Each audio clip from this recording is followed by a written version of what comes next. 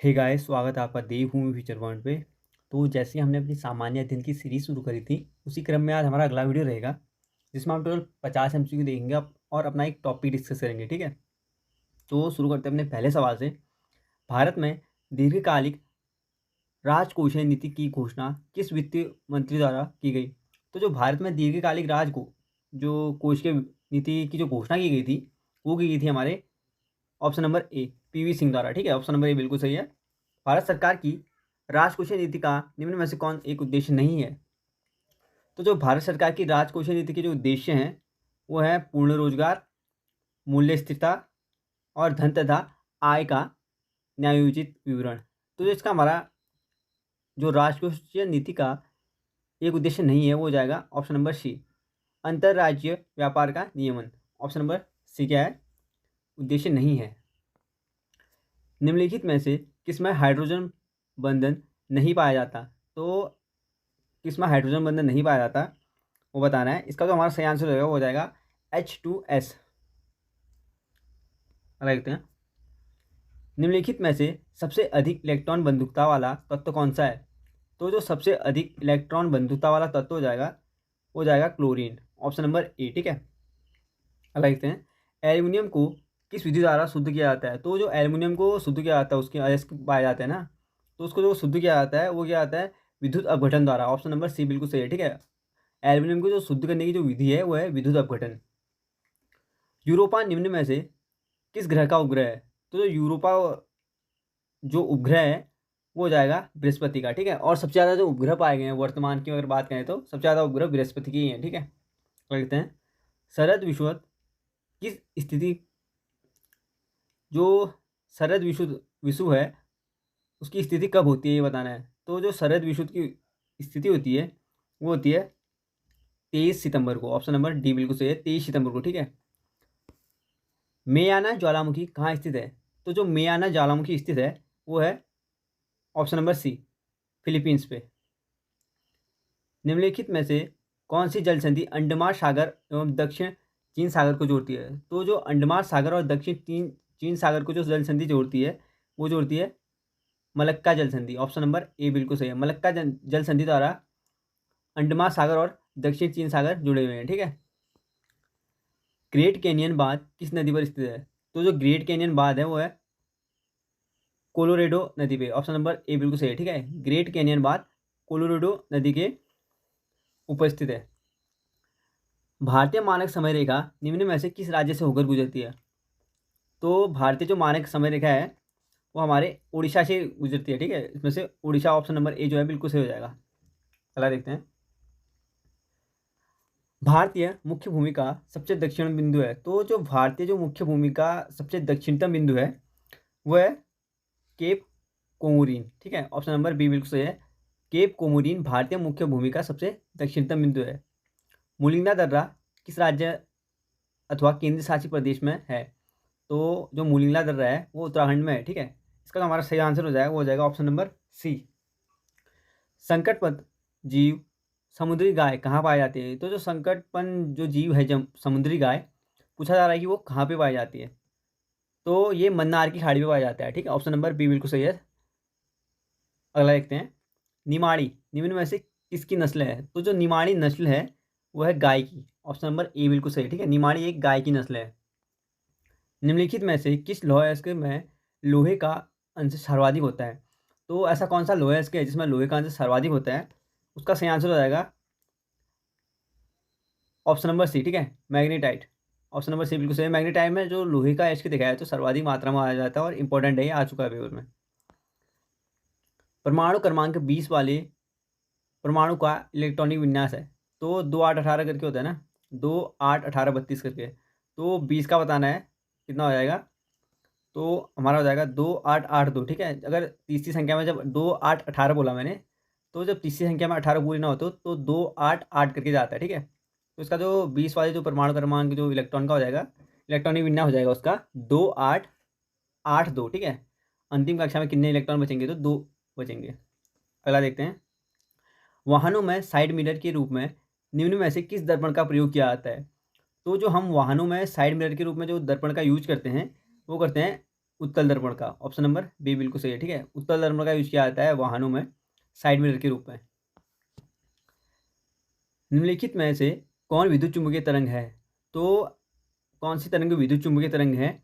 इसका सही आंसर हो जाएगा एक्स तरंगे। ऑप्शन नंबर डी, ठीक है। एक्स तरंगे विद्युत चुम्बकीय तरंगे हैं। दृश्य विकिरण की खोज किस वैज्ञानिक ने की? तो जो दृश्य विकिरण की जो खोज की थी वो की थी न्यूटन ने। ऑप्शन नंबर सी, ठीक है। न्यूटन ने दृश्य विकिरण की खोज की थी। संविधान के अनुच्छेद 1 के अंतर्गत यूनियन ऑफ स्टेट्स में निम्न में से कौन सम्मिलित है? तो जो संविधान का एक अनुच्छेद है उसमें यूनियन ऑफ स्टेट का है ना, तो पूछा जा रहा है कि उसमें कौन सम्मिलित है। हमें 4 ऑप्शन दिए हैं, तो इसका जो सही आंसर रहेगा केवल राज्य, ठीक है।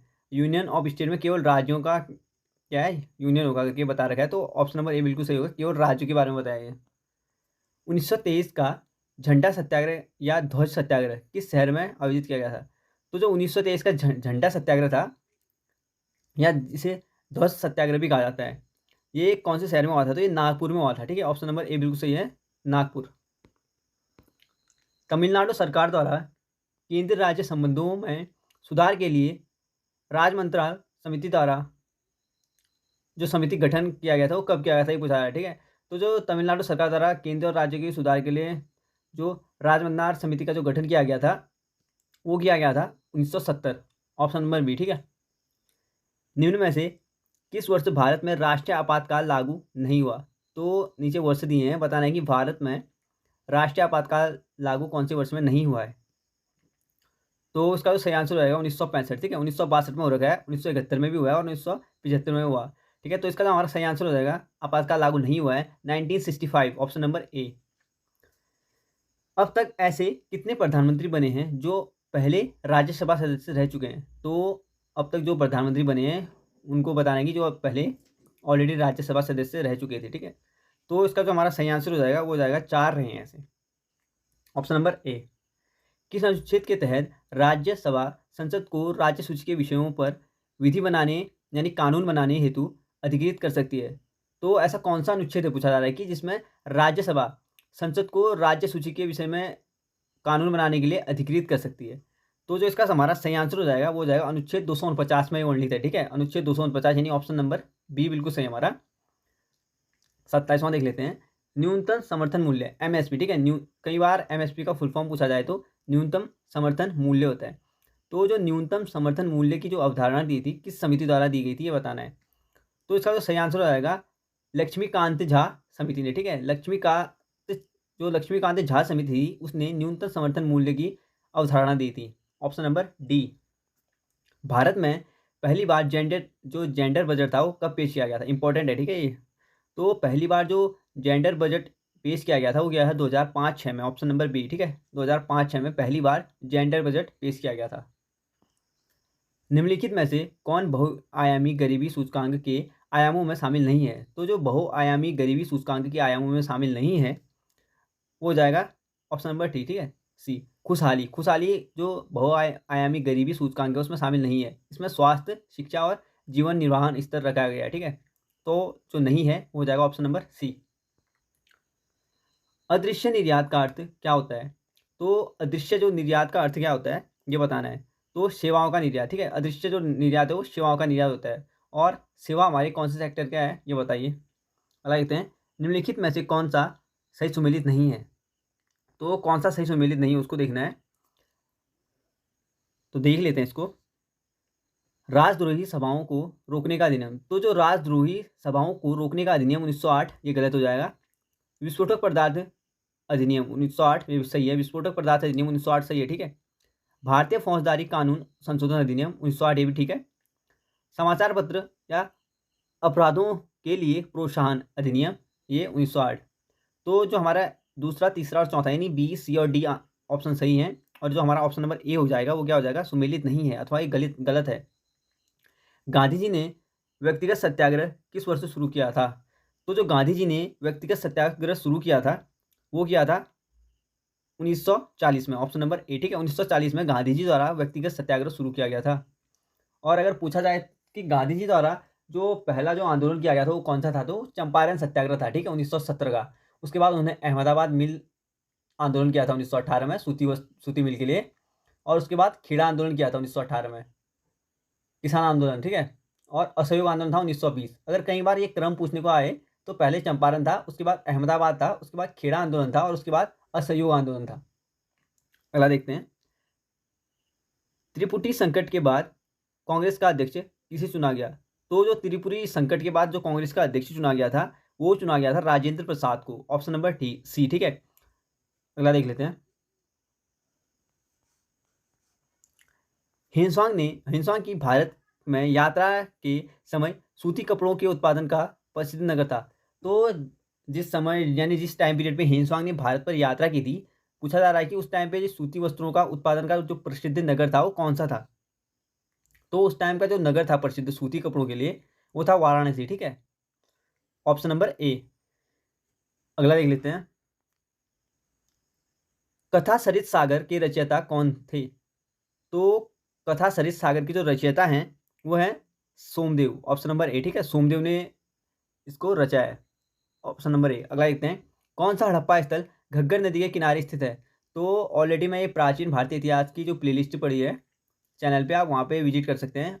ये सब कुछ मैं ट्रिक वाइज बता दूंगा, ठीक है। अगर आप एक बार उसको विजिट करके नोट्स बना लेंगे तो आपको निश्चित इससे मदद मिलेगी और आप आसानी से ये याद कर पाएंगे ट्रिक के साथ।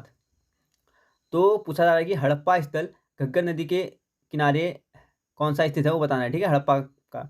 तो जो इसका हमारा सही आंसर हो जाएगा, वो हो जाएगा कालीबंगा, ठीक है, कालीबंगा। अगला देखते हैं, उदयन किस वंश का शासक था? तो जो उदयन था वो कौन से वंश का शासक था? तो हरेक वंश का शासक था, ठीक है, उदयन। तो हरेक वंश का बताइए कि संस्थापक कौन था? और उदयन को कई बार उद्यान भी लिखा है, ठीक है, कहीं कहीं। कुतुबुद्दीन ऐबक की राजधानी कहाँ थी? तो कुतुबुद्दीन ऐबक की जो राजधानी थी वो थी लाहौर, ऑप्शन नंबर बी। निम्नलिखित में से कौन एक मंदिर ईंटों से निर्मित है? तो बताना है कि कौन एक मंदिर ईंटों से निर्मित है। तो नीचे हमें 4 मंदिर दिए हैं, उसमें हमें सेलेक्ट करना है। तो जो भीतर गांव का मंदिर है वो ईंटों से निर्मित है, ठीक है, क्योंकि ये पुराने मंदिर है, इसलिए इंपॉर्टेंट है कि ईंटों से निर्मित कौन सा मंदिर है। ऑप्शन नंबर ए बिल्कुल सही है, भीतर गांव का जो मंदिर है वो ईंटों से निर्मित है। तारिक ए फिरोज शाही की रचना किसके द्वारा की गई? तो जो तारिक ए फिरोज शाही की जो रचना की गई थी वो की गई थी जियाउद्दीन बर्नी द्वारा, ठीक है, ऑप्शन नंबर बी बिल्कुल सही है, जियाउद्दीन बर्नी ने तारिक ए फिरोज शाही की रचना की थी। सांप्रदायिक पंचायत की घोषणा किस वर्ष की गई? तो इंपॉर्टेंट है ये भी। तो जो सांप्रदायिक पंचायत की जो घोषणा की गई थी वो की गई थी, ऑप्शन नंबर सी, 1932 को। खेड़ा का युद्ध कब हुआ था? तो जो खेड़ा का युद्ध हुआ था वो हुआ था 1707 में। अगर आपको खेड़ा आंदोलन पूछा जाए जो महात्मा गांधी द्वारा किया गया था वो था 1918 में, ठीक है। खेड़ा युद्ध हुआ था 1707 में और खेड़ा आंदोलन जो महात्मा गांधी द्वारा चला गया था वो था 1918 में। अगला देखते हैं, निम्न में से किस जंतु में गमन के लिए कूटपात पाए जाते हैं? तो ऐसा कौन सा जंतु है पूछा जा रहा है कि जिसमें गमन के लिए यानी इधर उधर जाने के लिए क्या पाए जाते हैं? कूटपात पाए जाते हैं। तो इसका जो सही आंसर हो जाएगा वो जाएगा अमीबा, ठीक है, ऑप्शन नंबर बी। सरसों किस कुल का पौधा है ये बताना है। तो जो सरसों है वो कौन से कुल का पौधा हो जाएगा? वो जाएगा क्रूसीफेरी, ऑप्शन नंबर ए, ठीक है, क्रूसीफेरी कुल का पौधा है सरसों। श्वसन के दौरान निम्न में से किसका विघटन नहीं होता है? तो जो श्वसन के द्वारा विघटन नहीं होता है वो होता है विटामिन का विघटन नहीं होता है, ठीक है, वसा का होता है, कार्बोहाइड्रेट का होता है और प्रोटीन का होता है। तो ऑप्शन नंबर बी जो हो जाएगा, विटामिन का विघटन श्वसन के दौरान नहीं होता है। अपच का उपचार करने के लिए निम्नलिखित में से किस औषधि का प्रयोग किया जाता है? तो जो अपच का उपचार करने के लिए जो औषधि का प्रयोग किया जाता है वो किया जाता है एंटासिड, ऑप्शन नंबर ए, ठीक है, एंटासिड का प्रयोग किया जाता है अपच के उपचार के लिए। अगला देख लेते हैं, निम्नलिखित में से कौन वायु प्रदूषण को मॉनिटर करता है? तो पूछा जा रहा है कि कौन वायु प्रदूषण को मॉनिटर करता है। तो इसका सही आंसर हो जाएगा, वो जाएगा लाइकेन, ठीक है। अगर लाइकेन जहाँ पे ज़्यादा होगा प्रदूषण को मॉनिटर करता है का मतलब है कि अगर लाइकेन जहाँ पे ज़्यादा मात्रा में है तो वहाँ पे क्या है, हमारा वाटर में पानी भी शुद्ध मिलेगा, ठीक है, यानी शैवाल होंगे जहाँ पे, वहाँ पे पानी भी शुद्ध मिलता है। तो जो वायु प्रदूषण को जो मॉनिटर करता है वो लाइकेन करता है। अगला देख लेते हैं, निम्न में से कौन ठोस स्नेहक का उदाहरण है? तो जो ठोस स्नेहक का जो उदाहरण हो जाएगा वो जाएगा ग्रेफाइट, ऑप्शन नंबर बी, ठीक है। निम्नलिखित में से कौन सा सही सुमेलित नहीं है? तो एक साइड हमें फसल दिया है और दूसरी साइड खरपतवार दिया है, तो देखना है कि कौन सा सुमेलित नहीं है, यानी कौन सा गलत है। देख लेते हैं, गेहूँ फ्लेरिस माइनर, तो जो गेहूँ है उसका जो खरपतवार है वो है फ्लेरिस माइनर, ये सही है। धान, धान का बथुआ दिया है तो धान का गलत हो जाएगा, ठीक है। तीसरा देख लेते हैं, मटर, मटर का प्याजी है, प्याजी है, बिल्कुल सही है, मटर का प्याजी है, ठीक है। पेट्रोल, पेट्रोल का कासनी है, तो जो हमारा इसका जो सुमेलित नहीं है वो हो जाएगा ऑप्शन नंबर बी। अगला देख लेते हैं, आखिरी, निम्न में से कौन जड़ का उदाहरण नहीं है, तो बताना है कि जड़ का उदाहरण कौन सा नहीं है। तो गाजर है, मूली है, आलू, जो आलू होता है हमारा वो तने में आता है, ठीक है। तो इसका जो हमारा सही आंसर हो जाएगा, जड़ का उदाहरण नहीं है, वो है आलू, क्योंकि आलू एक तना होता है। तो हमने 50 MCQ हमने कंप्लीट कर लिए हैं, तो अब टॉपिक की तरफ चलते हैं। सुखदेव, भगत सिंह एवं राजगुरु को फांसी दी गई, तो मैं 10 बार बता चुका हूँ आपको ये, सुखदेव और भगत सिंह और जब राजगुरु को जो फांसी दी गई थी 23 मार्च 1931 को दी गई थी, ठीक है। तो इस दौरान की जो 3 घटनाएं हैं जो मैं एक साथ बताता हूँ जब भी आता है, तो बता देता हूँ। 5 मार्च 1931 को गांधी और इरविन का समझौता हुआ था, ठीक है। उसके बाद 23 मार्च की जब बात हो रही है, ये 23 मार्च 1931 को भगत सिंह, राजगुरु और सुखदेव को फांसी दी गई थी। तो ये बोला जाता है कि अगर 5 मार्च 1931 को जब गांधी इरविन समझौता हुआ था, तब अगर महात्मा गांधी द्वारा भगत सिंह, राजगुरु और सुखदेव को अगर उनकी फांसी रोकने का प्रस्ताव रखा जाता तो वो फांसी रुक सकती थी। पर महात्मा गांधी ने ऐसा नहीं किया गया, महात्मा गांधी द्वारा। तो 5 मार्च 1931 की समझौते के बाद, गांधी इरविन का समझौते के बाद 23 मार्च 1931 को उनको फांसी हुई थी, ठीक है, भगत सिंह, राजगुरु और सुखदेव को। और जब ये फांसी हो गई, महात्मा गांधी द्वारा कोई कदम नहीं उठाया गया, तो 31 मार्च 1931 को कराची अधिवेशन होता है। तो जो कराची अधिवेशन होता है 31 मार्च 1931 को, उसकी जो अध्यक्षता कर रहे होते हैं वो करते होते हैं सरदार वल्लभ भाई पटेल। सरदार वल्लभ भाई पटेल की अध्यक्षता में जब महात्मा गांधी को काले झंडे दिखाए जाते हैं, तो वह यह अगर पूछा जाए कि महात्मा गांधी को 31 मार्च 1931 के कराची अधिवेशन में काले झंडे दिखाए गए थे, तो वह उसका कारण क्या था। उसका कारण यही था कि 23 मार्च 1931 को भगत सिंह, राजगुरु और सुखदेव को फांसी दी गई थी, जबकि उससे पहले क्या हुआ था, 5 मार्च 1931 को गांधी और इरविन समझौता हुआ था। उसमें गांधी जी द्वारा इनकी फांसी रोकने का कोई उचित कदम नहीं उठाया गया था, इसलिए गांधी जी को 31 मार्च 1931 को कराची अधिवेशन में काले झंडे दिखाए गए थे, ठीक है। तो अगला देख लेते हैं, कांग्रेस सोशलिस्ट पार्टी का स्थापना हुआ था। तो जो कांग्रेस सोशलिस्ट पार्टी की जो स्थापना हुई थी वो हुई थी 1931 में, सॉरी 1934 में, 1934। इस पार्टी के पहले अध्यक्ष नरेंद्र देव थे। तो कांग्रेस सोशलिस्ट पार्टी जो 1934 में गठित हुई थी, उसके पहले अध्यक्ष पूछे जाए तो नरेंद्र देव थे, और पहले सचिव थे जयप्रकाश नारायण, ठीक है। पहले सचिव जयप्रकाश नारायण, अध्यक्ष थे नरेंद्र देव। अखिल भारतीय किसान सभा का गठन हुआ था। अखिल भारतीय किसान सभा का गठन हुआ था 1936 को, यानी 1936। इसके पहले अध्यक्ष स्वामी सहजानंद सरस्वती थे, ठीक है। स्वामी सहजानंद सरस्वती अखिल भारतीय किसान सभा के पहले अध्यक्ष थे, और महासचिव थे NG रंगा। किसानों की समस्या को प्रकाशित करने वाली हुंकार पत्रिका का प्रकाशन सहजानंद सरस्वती ने किया था, ठीक है। हुंकार पत्रिका का अगर पूछा जाए कि हुंकार पत्रिका जो पत्रिका का जो प्रकाशन किया था वो किसने किया था, तो सहजानंद सरस्वती द्वारा किया गया था, ठीक है। फॉरवर्ड ब्लॉक का स्थापना किया गया, तो जो फॉरवर्ड ब्लॉक की स्थापना की थी सुभाष चंद्र बोस द्वारा की गई थी, इंपॉर्टेंट है ये। तो पूछा जाए अगर कब की गई थी, तो 1939, ठीक है, मई 1939, यानी मई 1939 को सुभाष चंद्र बोस द्वारा फॉरवर्ड ब्लॉक की स्थापना की गई थी। जलियांवाला बाग हत्याकांड का आरोपी जनरल डायर की हत्या की थी। तो जो जनरल डायर की हत्या की थी, जो जलियांवाला हत्याकांड का आरोपी था, ठीक है, कहा जाता है कि जनरल डायर ने क्या किया था, निहत्थे जो जलियांवाला बाग हत्याकांड, निहत्थे जो जलियांवाला बाग में लोग इकट्ठा हो रखे थे सम्मेलन के लिए, उन पे गोलियां चलाने का आदेश दे दिया था। तो जो जनरल डायर थी उनकी जो हत्या की थी वो की थी उधम सिंह ने, ठीक है, लंदन में जाके। तो लंदन में जाके जब इन्होंने हत्या कर दी थी, इन्हीं के नाम पे उत्तराखंड में एक उधम सिंह नगर नामक क्या है, जिला बैठाया गया, जिला है, ठीक है, स्थापित किया गया है। आगे देख लेते हैं, व्यक्तिगत सत्याग्रह आंदोलन का शुरुआत हुआ था। तो जो व्यक्तिगत सत्याग्रह आंदोलन की जो शुरुआत हुई थी वो हुई थी 17 अक्टूबर 1940 को, ठीक है। 17 अक्टूबर 1940 को महात्मा गांधी द्वारा व्यक्तिगत सत्याग्रह शुरू कर दिया गया था। इस सत्याग्रह की शुरुआत महात्मा गांधी ने की थी। इस आंदोलन के जो पहले जो सत्याग्रही थे वो विनोबा भावे थे, इंपॉर्टेंट है, कई बार पूछा जाता है, ठीक है। जो व्यक्तिगत सत्याग्रह पूछा जाए कि व्यक्तिगत सत्याग्रह के जो पहले आंदोलनकारी थे वो कौन थे, तो विनोबा भावे थे। ठीक है, अगला देख लेते हैं। तो पहले सत्याग्रह के बारे में तो देख लिया हमने। तो जो दूसरे सत्याग्रही थे वो थे जवाहरलाल नेहरू। ठीक है, भारत छोड़ो आंदोलन का प्रस्ताव कांग्रेस द्वारा स्वीकार किया गया।